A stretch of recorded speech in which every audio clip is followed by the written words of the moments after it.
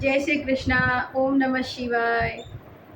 गुरुर्ब्रह्मा गुरुर्विष्णु गुरुर्देवो महेश्वर, गुरुर् साक्षात् परम ब्रह्म तस्मै श्री गुरुवे नमः। ओम श्री गुरुदेवाय नमः।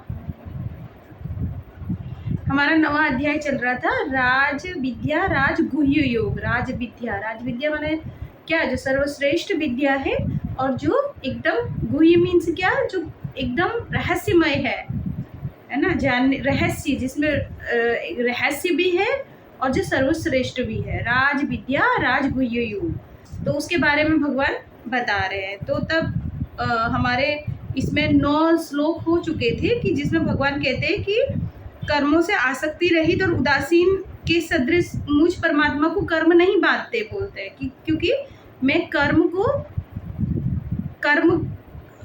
क्योंकि आसक्ति रहित, कर्मों में मेरी कोई आसक्ति नहीं है, क्योंकि सब पूरा ये जो संसार है मैंने ही बनाया है, इसलिए कर्मों में मेरी कोई आसक्ति है नहीं, और मैं इसके प्रति उदासीन भी मेरा मन होता है, इसलिए मुझ परमात्मा को ये कर्म नहीं बांधते। अब इससे अगला श्लोक है, मयाद्यक्षेण प्रकृति सूयते सचराचरम हेतु नानेन कौन्तेय जगत विपरिवर्तते। अब कह रहे कि हे अर्जुन, मुझ अधिष्ठाता के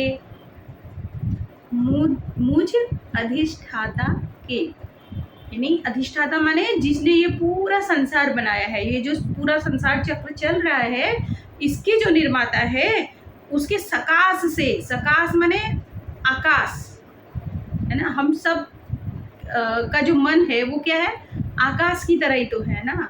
हमारा जो अस्तित्व है पूरा आकाशी है ना, हम पूरे आकाश की तरह हम खाली है।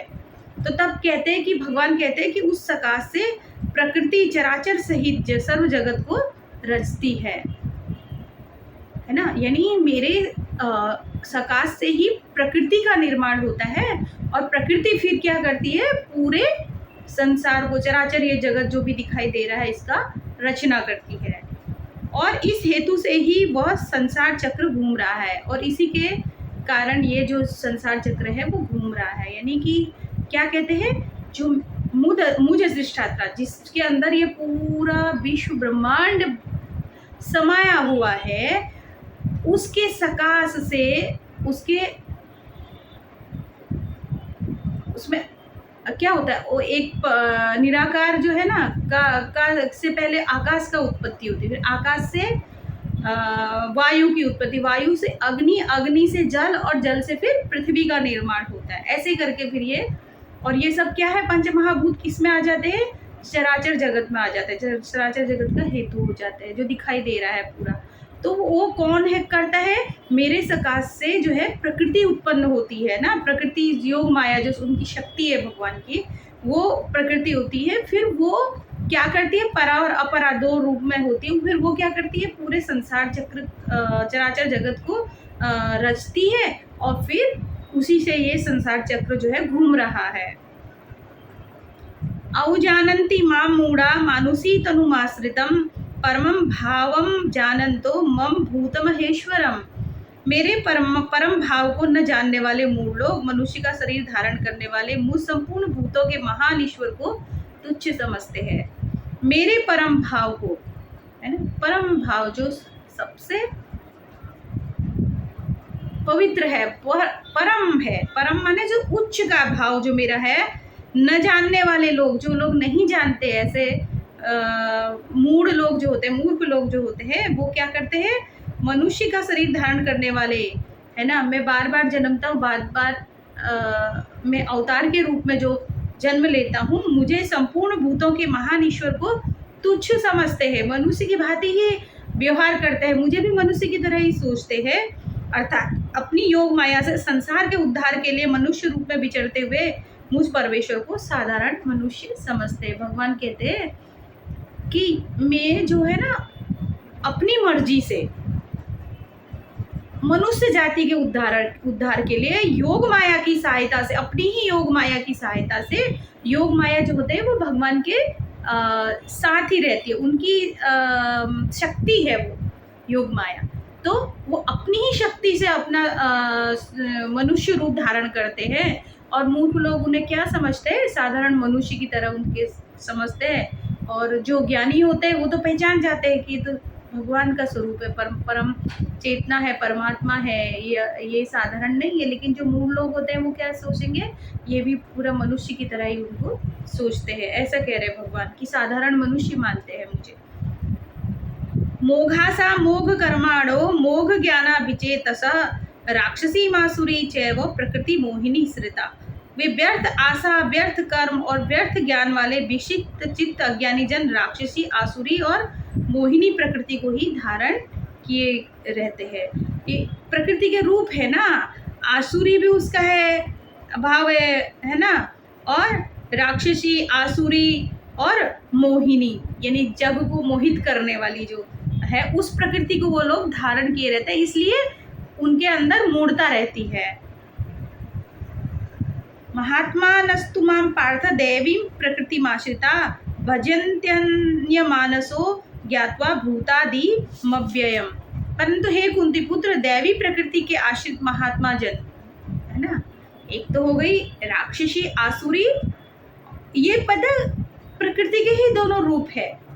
प्रकृति माया ने इनको रचा हुआ है दोनों को ही, आसुरी, राक्षसी या मोहिनी जो प्रकृति है वो भी, और दैवी प्रकृति, उसके दो स्वरूप है।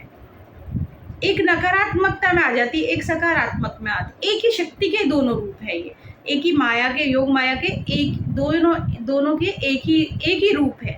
लेकिन मूढ़ लोग क्या होते हैं, जो मूर्ख जन होते हैं, वो आसुरी, राक्षसी और मोहिनी प्रकृति में ही फंसे रह जाते हैं, और जो दैवी प्रकृति वाले जो होते हैं, महान होते हैं, जो ज्ञानी जन होते हैं, वो दैवी प्रकृति के आश्रित होते हैं। मुझको सब भूतों का सनातन कारण और नाश रहित अक्षर रूप जानकर अनन्य मन से युक्त होकर निरंतर भजन करते हैं, है ना। देखो, जो प्रकृति है, जो शक्ति है, जो माँ है, उसी के दोनों रूप है, चाहे आसुरी हो, राक्षसी हो, मोहिनी हो, एक वो उसका है, और दूसरा पहलू क्या है, दैवी प्रकृति है। ये दोनों एक ही शक्ति के दो रूप है। तो अब मूर्खता होगी, मूर्खता होगी तो इनमें ही फंसे रह जाएंगे, और ज्ञान आ जाएगा तो फिर दैवी प्रकृति की ओर आश्रित होकर परमात्मा को भी अक्षर ब्रह्म यानी जो जिसका कभी भी क्षय नहीं होता, ऐसा समझकर अनन्य भक्ति में हमेशा रमे रहते हैं वो भगवान की। सततम कीर्तयन्तो माम यन्तश्च दृढ़वता नमस्यन्तश्च माम भक्त्या नित्ययुक्ता उपासते। वे दृढ़ निश्चय वाले भक्तजन निरंतर मेरे नाम और गुणों का कीर्तन करते हुए, मेरी प्राप्ति के लिए यत्न करते हुए, मुझको बार बार प्रणाम करते हुए सदा मेरे ध्यान से युक्त होकर अनन्य प्रेम से मेरी उपासना करते हैं। कौन? ज्ञानी जन, भक्त कह रहे भगवान, अनन्य भाव से मेरी भक्ति करते हैं, कीर्तन करते हैं मेरे नाम का। ज्ञान यज्ञेन चाप्यन्ते यजन्तो माम उपासते एकत्वेन पृथक्त्वेन बहुधा विश्वतोमुखम। दूसरे ज्ञान योगी मुझ निर्गुण निराकार दो तरह के हैं, एक तो भक्ति है, एक तो है ज्ञान, है ना। एक साकार रूप में उनकी भक्ति करते हैं, तो तब भगवान कह रहे हैं कि साकार भक्त वाले क्या करते हैं, उनके भीतर के जो अक्षर ब्रह्म है, जो मूढ़ लोग क्या करते हैं, उन्हें मनुष्य की भांति समझते हैं, है ना। और जो ज्ञानी होते हैं वो कैसे करते हैं, उनको उनके भीतर के उस अक्षर ब्रह्म को जिसका कभी क्षय नहीं होता उसे पहचानते हैं, और उनके स्वरूप का ज्ञान कीर्तन करते हैं, भजन करते हैं और पूजन करते हैं, उनमें लीन रहते हैं। वो साकार भक्ति हो गए। और निराकार जो ज्ञानी होते हैं वो क्या करते हैं, निर्गुण निराकार ब्रह्म का ज्ञान यज्ञ के द्वारा कि एक ही ब्रह्म है, सबके भीतर विराजमान है, जिसका कभी क्षय नहीं होता, वही परमात्मा हमारे भीतर है, हमारी आत्मा में है। ये ज्ञान योगी का लक्षण है। तो ज्ञान यज्ञ के द्वारा अभिन्न भाव क्या होता है, भिन्न माने दूसरा, अभिन्न माने जो कभी दूसरा होता ही नहीं है, दूसरा मतलब जो मुझ में है, मेरे भीतर ही हमेशा निवास कर रहा है, वो अभिन्न हो गया। अभिन्न भाव से अपने हृदय में उनको प्रकाशित देखना, अपने हृदय में उनकी उपस्थिति को महसूस करना, अपने भीतर ही उनको अनुभव करना, ये ज्ञानी है, ज्ञान योग हो गया। एक भक्ति योग साकार रूप में उनका भजन कीर्तन करना, उनको उनके भीतर के उस अक्षर ब्रह्म की उपासना करना, है ना। और दूसरा हो गया अपने ही भीतर अभिन्न अंग से कि मेरे ही भीतर मेरे परमात्मा, ये ज्ञान योग हो गया, वो भक्ति योग हो गया। तो दोनों का फल एक ही है, फल है तो एक ही कार्य के लिए दोनों चीजें हो रही है। तो ज्ञान यज्ञ वाले क्या करते हैं, निर्गुण निराकार पर ब्रह्म द्वारा अभिन्न भाव से कि वो निर्गुण निराकार है, पूरे विश्व ब्रह्मांड में है, हर चेतना में विराजमान है, मेरे भीतर भी वही है, मैं उससे कभी अलग हुई नहीं। ये ज्ञान योगी का लक्षण हो गया। और दूसरे मनुष्य बहुत प्रकार से स्थित मुझ विराट स्वरूप परमेश्वर की पृथक भाव से उपासना भी करते हैं, अलग अलग रूपों में भी मेरी उपासना करते हैं विराट रूप से। अहम क्रतुरहम यज्ञम स्वधामहम और मोसधम मंत्रो अहम मेवाज्यम अहम अग्निरहम हुतम। मतलब कर्तु मैं हूँ, यानी सब कुछ करने वाला, इस संसार का हेतु मैं ही हूँ। यज्ञ भी मैं हूँ कह रहे भगवान, जो यज्ञ है वो भी मैं हूँ। स्वधा मैं हूँ, स्वधा मैंने क्या, जो पितरों को जो हम देखो स्वाहा और स्वधा, जयंती मंगला काली भद्रकाली कपालिनी दुर्गा क्षमा शिवा धात्री स्वाहा स्वधा नमोस्तुते। स्वाहा में क्या होता है, यज्ञ होता है, यज्ञ के लिए स्वाहा आता है, जो हम हवन करते हैं देवों के लिए आहुति देते हैं उसमें स्वाहा आता है। और पितरों के लिए जो हमारे श्राद्ध व कर्म करते हैं उसमें आता है स्वधा, यानी पितृ के देवता स्वधा और यज्ञ के देवता स्वाहा, है ना। तो स्वधा पितृयज्ञ में भी जो करते हैं अपना देते हैं श्राद्ध वगैरह का जो कर्म करते हैं, स्वधा भी मैं हूँ कह रहे हैं। औषधि भी मैं हूँ, जो दवाइयाँ है वो भी मैं हूँ, मंत्र भी मैं ही हूँ, घृत भी मैं ही हूँ, अब यज्ञ कर रहे हैं उसमें अग्नि भी मैं हूँ, और हवन रूप क्रिया भी मैं ही हूँ। जो भी कार्य हो रहा है, स्वाहा हो स्वधा हो, चाहे यज्ञ हो, चाहे कर्तु हो, चाहे औषधि हो, ये सब कुछ मैं ही हूँ। यानी भगवान सब कुछ में ही है ना, हर चीज में है। पितामहस्य जगतो माता धाता पितामह वेद्यम पवित्र ओंकार ऋक्षाम यजुरेव च। भगवान क्या कहते हैं, अब कह रहे इस संपूर्ण जगत का धाता है ना, धाता धारण करने वाला, इस पूरे संसार को धारण करने वाला, और कर्मों के फल को देने वाला, है ना, कर्मों के फल को देने वाला। भगवान कर्मों के फल कैसे देगा, जिसने जैसा कर्म किया उसको वैसा फल मिलेगा उसके कर्मों का, है ना। वो अपनी तरफ से कुछ नहीं करेंगे, जो जैसा जैसा कर्म करता जाएगा उसको वैसा वैसा उसका फल मिलेगा। पिता माता पितामह जानने योग्य पवित्र ओमकार। अगर कुछ संसार में अगर कुछ जानने योग्य है तो वो है सिर्फ ओमकार, वही ओमकार मैं हूँ कह रहे भगवान। और ऋग्वेद सामवेद और यजुर्वेद भी मैं ही हूँ, यानी वेद भी मैं ही हूँ, वेद में पढ़ने वाले मंत्र भी मैं ही हूँ, और जो मंत्र पढ़ रहा है वो भी मैं ही हूँ। ओमकार जो जानने योग्य है वो भी मैं ही हूँ। गतिर्भर्ता प्रभु साक्षी निवासः शरणं सुहृता प्रभव प्रलयः स्थानम निधानम बीजमप्ययम्। भगवान कहते हैं प्राप्त होने योग्य परम धाम, जो परम धाम है, जिसे वास्तव में कोई प्राप्त करने योग्य है तो वो है परम धाम, परम गति।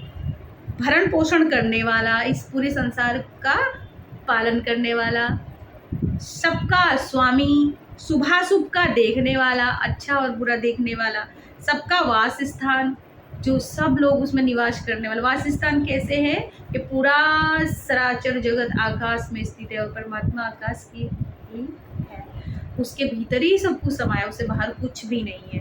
तो सबका वास स्थान, शरण लेने योग्य, प्रत्युपकार न चाहकर हित करने वाला, यानी प्रत्युपकार न चाहने वाला मतलब प्रत्युपकार माने हो गया उपकार माने करना, प्रत्युपकार माने कोई भी उपकार का कोई फल की इच्छा न रखने वाला, है ना, न चाहकर भी सबका हित करने वाला। सबका हित तो करना है पर बदले में कुछ नहीं चाहिए, ऐसा प्रत्युपकार न चाहकर हित करने वाला मैं ही हूँ। सबकी उत्पत्ति प्रलय का हेतु, स्थिति का आधार, स्थिति माने टिका हुआ है, जो ये निधान और अविनाशी कारण भी मैं हूँ, जो मैं कभी भी नष्ट नहीं होता, वो भी मैं ही हूँ। तपाम्यहमहं वर्षं निर्गृह्णाम्युत्सृजामि च अमृतं चैव मृत्युश्च सदसच्चाहमर्जुन। मैं ही सूर्य रूप से तपता हूँ। सूर्य में जो अग्नि है, प्रकाश है, कह रहे हैं जो उसमें तपन है वो मैं ही हूँ। वर्षा का आकर्षण करता हुआ मैं हूँ, यानी बारिश करने वाला भी मैं ही हूँ, और उसे बरसाता भी मैं ही हूँ, और बारिश को बनाने वाला भी मैं ही हूँ। मैं ही अमृत और मृत्यु हूँ, है ना। अमरता भी देने वाला मैं ही हूँ, और मृत्यु भी मैं ही हूँ, और सत असत भी मैं ही हूँ। चाहे हम लोग बोलते हैं ना ये सही है, ये गलत है, गलत मीन्स सत असत, जो सच है वो भी मैं ही हूँ, झूठ है वो भी मैं ही हूँ, मतलब सब कुछ मैं ही हूँ, मुझसे बाहर कुछ भी नहीं है। त्रैविद्या माम सोम पूत पापा यज्ञेरिष्ट्वा स्वर्गतिं प्रार्थयन्ते ते पुण्यमासाद्य सुरेंद्र लोक मस्रनन्ति दिव्यान दिवि देव भोगान। तीनों वेदों में विधान किए हुए सकाम कर्मों को करने वाले, तीन वेद, अथर्ववेद जो है ना वो बाद में आया बोलते हैं, तो तीन वेद मुख्य ऋग्वेद, यजुर्वेद और सामवेद। तो भगवान कहते हैं कि तीनों वेदों में विधान दिए हुए हैं सकाम कर्मों को करने वाले, कि किस कर्म के फल से क्या प्राप्त होता है, वो सारा वेदों में निर्मित है। सोमरस को पीने वाले, सोमरस क्या है, आनंद, सच्चित आनंद में रहने वाला। पाप रहित, जिसको कभी पाप छू नहीं सकता, मुझको यज्ञों के द्वारा पूजकर स्वर्ग की प्राप्ति चाहते हैं ना। जो लोग तीनों विधों में विधान देखो, जो लोग कौन, सकाम भक्ति वालों की बात कर रहे हैं, जो सकाम भक्ति करते हैं ना, सकाम माने क्या, कामनाओं के सहित जो भक्ति करते, संकल्प के साथ में जो भक्ति करते हैं, तो विधान किए हुए सकाम कर्मों को करने वाले, सोमरस को पीने वाला, आनंद में रहते हैं, वो सकाम भी करते हैं तो वो पाप रहित होते हैं। मुझको यज्ञों के द्वारा पूजकर, यज्ञ करते हैं वो भगवान को की पूजा करने के लिए, तो वो स्वर्ग की प्राप्ति चाहते हैं। उनको क्या कामना है उनके मन में, स्वर्ग की प्राप्ति के लिए कामना करते हुए वो यज्ञ के द्वारा भगवान की पूजा करते हैं। वे पुरुष अपने पुण्य के फल स्वरूप स्वर्गलोक को प्राप्त होकर स्वर्ग में दिव्य देवताओं के भोगों को भोगते हैं। तो जो लोग सकाम कर्म करते हैं उनकी बात कर रहे हैं भगवान, है ना। सकाम संकल्प लेके अपनी कामनाओं की पूर्ति के लिए, सकाम भी ऐसा नहीं कि किसी और का बुरा चाहने वाले, वो तो मूढ़ लोग हैं, मूर्ख लोग हैं, जो मतलब अभी हम ये कहें कि किसी को बुरा करने के लिए कहाँ कहाँ जाते हैं, कुछ उल्टा पुल्टा करवाते हैं, वो नहीं, वो कोई भक्ति नहीं है, वो तो बहुत ही निष्कृष्ट कार्य है। सकाम माने क्या, जो अपने कल्याण के लिए, हो सकता है समाज के भी कल्याण के लिए, कोई भी कल्याण के हमारे अंदर कामना होती है, इच्छा होती है, तो वो भी कैसे होते हैं, पाप रहित होते हैं वो, क्योंकि वो अपने परिवार का, अपने समाज का, अपने लोगों का कल्याण चाहते हैं ना। तो क्या हुआ कि अगर उनके मन में ये कामना है कि भाई मेरे को सब लोगों के लिए अच्छा कार्य करना है इस संसार में, तो एक कामना ही हुई ना।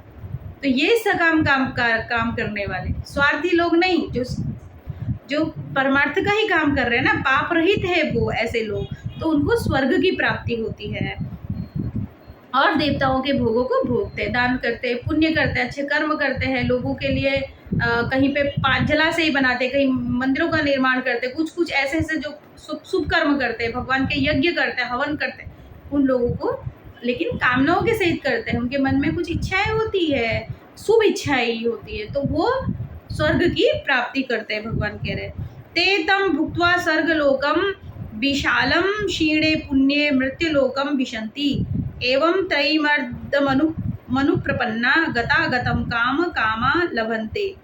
वे उस विशाल स्वर्गलोक को भोग कर, फिर जब उनके जिस कर्म के अनुसार स्वर्गलोक के सुखों को भोग कर, जब उनके पुण्य क्षीण हो जाते हैं, तो फिर वो मृत्युलोक को प्राप्त होते हैं, फिर से दोबारा से जन्म लेते हैं। तो ये सकाम भक्ति वालों का है कि जो भी सकाम भक्ति होते हैं, कामनाओं के सहित जो भक्ति करता है, वो पुण्य जो भी उनके बलवान होते हैं, उनके कारण वो स्वर्ग की प्राप्ति करते हैं, और जब पुण्य खत्म हो जाते हैं तो फिर से दोबारा से इस धरती पर पैदा होते हैं। इस प्रकार स्वर्ग के साधन रूप तीनों वेदों में कहे हुए सकाम कर्म का आश्रय लेने वाले और भोगों की कामना करने वाले पुरुष बार बार आवागमन को प्राप्त होते हैं, बार बार जन्म लेते हैं, है ना। जब पुण्य क्षीण हो जाते हैं फिर आ जाते हैं जन्म लेकर, अर्थात पुण्य के प्रभाव से स्वर्ग जाते हैं और पुण्य क्षीण होने के बाद फिर मृत्यु लोक में आते हैं, फिर यहाँ आके पुण्य करेंगे, फिर स्वर्ग जाएंगे, फिर यहाँ आते हैं, आवागमन चलता रहता है, आते जाते आते जाते।